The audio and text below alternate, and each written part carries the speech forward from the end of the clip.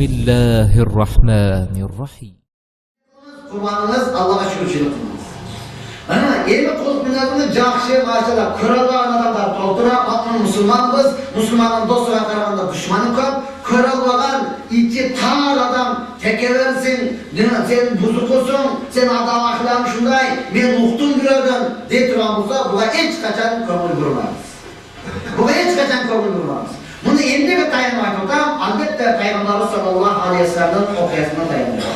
Peygamber sallallahu aleyhi ve sellem'in canı Allah da hazır etti. وَلَوْ كُنْتَ فَضَّنْ غَلِيظَ الْقَلْبِ لَنْفَضَّ مِنْ حَوْلِكَ. Eğer sen taş bor, tekever olunda aynada çevremde hiç kim kalmaydı dedi. Demek Peygamber düşünce küçük değil, adı vakıflı öte kulübünüz buradan canı kadınlar geliverdi. Biraz düşmanlar eline dedi, cindisin dedi. Adam paramlısın.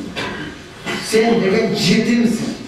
Sen degen aynı kalgansın. Sen közü açıksın. Sen şairsin. Sen majnun, ciddi olup kalgansın. Deyiverdiler düşman tarafta. İnsan eken, özgüretiken anlatı bulgan. Karap kalarken çının degenen ciddiyim. Çının degenen aynı kalganım. Özüme şunday bu otar. Allah Teala özü kuvvetlikle verdi. Kalam suresinde Allah Teala 4. ayetinde ne dedi? وَاِنَّكَ لَعَلَى خُلُقٍ عَظِيمٍ. Ne cevap? Bu düşmanlarga seni hiç kılay tasir edilmiyor. Bırak söz söylüyor degen, cindi demirse de cindi kemide oylanıp kalma. Kaçan aygarken kim var okutatken de oylanıp kalma. Bu düşmandan ayetken söyledi. وَاِنَّكَ لَعَلَى خُلُقٍ عَظِيمٍ. Sen öte ulu kuluk münaziyesisin. Sana keyin bunday kuluk münaziyesi kelgelemez, senden keyin daha kelbeyt denen sözde. Peygamberimizga çeyin anday kuluk münaziyesi kelgelemez, Peygamberimizden da keyin daha kelbeyt. Demek en cevretinde ünlü oturgan kim? Peygamber sallallahu aleyhi ve sellem. Yani düşmanın aytkan sözü hiç kadar konu kurbanıyla. Siz de ama özünüzge ben hiç kim nesminden bir şundayla cönükörümüz degeniniz bilen özünüzge cerreşe düşmanınız var.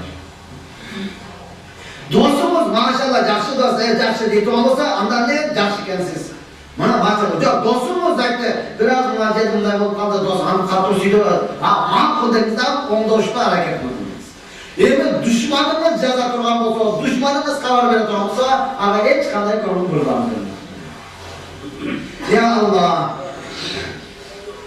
Umar ibn Hattab razıyallahu anh aytar, "Halitun nasa bil ahlak." Seler canlı adamlar bilen kuluk münözün negizinde baylanışlar. Jakşı kuluk münözün bilen baylanış, jakşı kuluk münözün bilen mamule yapılır. Akşam bilen, tekeverlik bilen, mansabın bilen emez, balkim jakşı kuluk münözünün negizinde. Akşam kolun biri, koldan iki gelip koldan kesin. Bugün bari erken yok. Mansap tarafından şurada yorulur. Kuluk münez bu dalıp özünüz bilen birge olup, özünüz bilen koşa keter turgan dersin. Bunu hiç kim sizden cürü olamaz. O şoktan jakşı kuluk münez bilen adamlar bilen birge. Anas ibn Malik razıyallahu anh aytar, "İnnel abde la yabluğu bi husni hulukihi a'la dereceti fil cennet ve huve gayru abid." Elbette pinde özünün kuluk münez bilen değişleri en büyük derece gazetet. Bırak ibadatçı demez. İbadatçı demez. Beş orada halde okuyup doğrak gelir, namazdan gelir, ulan bana key etti. Ya nafil okuvar var, ya acaba ilişki var mı? Ya tahiyyatla işte okuvar var, ya sen baksana okuyun böyle. Ancak ibadat değil, bırak kuluk münasının sebebiden değişleri en çok dereceli. وَيَبْلُغُ بِسُوءُ خُلْقِهِ أَسْفَلَ دَرَجَةِ جَهَنَّمْ وَهُوَ عَابِدٌ. Alemi Anas radıyallahu anh'tan zaman adab ahlakı, zaman kuluk münazının sevden dozoktun en tömenki derecesi açıp halayınki al ibadatçıl olsunlar. Qarasam naçıkacı tahiyyat okut, nafil okut, kun çıkandağı işirak namazı okut, muhtajlı namazını okut, istihara okut. Aynı bir amalını namaz benim kadar okuyor. Bırak kuluk münazının açarlığından dozoktun en tömenki derecesi. O şondan siz bizge en gerek verse kuluk münazir